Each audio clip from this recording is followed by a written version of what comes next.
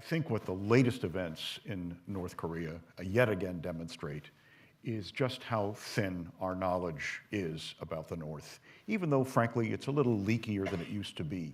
For example, in the case of the purge and execution of Jang Sung-taek, the South Korean intelligence anticipated this and disclosed it a few days in advance. So it's not as if there's no information coming through. But I think that there was a misreading in many circles of the way power is structured in the North, the capacity for a member of the Kim family to dominate, because it is a dynasty. And the fact that he may have been a young, impetuous kid, at the end of the day, didn't seem to matter. Even as he seemed in a lot of his actions to take on various kinds of deeply entrenched interests. So in a very short period of time, he has moved against, that is to say 2 years, he's moved against all of those core leaders who supported his father, including a number of people in uniform. He has had his uncle executed, which is extraordinary, and he has defied the Chinese repeatedly.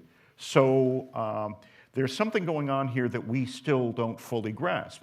The counter-argument may be about Mr. Kim is that the very fact that these extraordinary cleavages within the North Korean system have now been disclosed, that in effect here was someone appointed by Kim Jong-il as his close aide, and he was a traitor in our midst to our family. But it's a signal to the people of North Korea that maybe they're not all wise and all-seeing about what goes on within their own borders. Whether that has a lasting effect or not, we don't know. Some people say that it will. But for the moment, and I think probably for the foreseeable future, we see Kim Jong-un having consolidated his power and going his own way, building a ski slope, inviting Dennis Rodman, all kinds of unusual gestures. That worked out really well, didn't it? It really did, yes, right. As for China, the irony in the situation is that the Chinese have long insisted to us and to others that they did not have the influence that we believe they could have or should have on the peninsula. And in this case, it may well have been true. There's very little to suggest that China had advance awareness of what was going on, the imminence of the purge and the execution.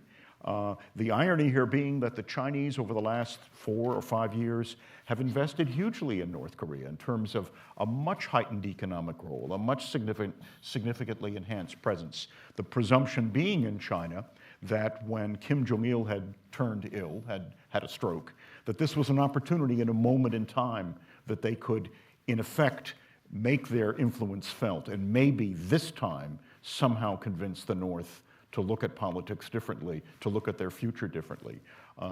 Or to be prepared for their collapse. Or to be prepared for their collapse, any of the above. But what I think it does illustrate is that the failures with respect to Korea, both at North Korea with respect to intelligence and with respect to policy, are collective failures.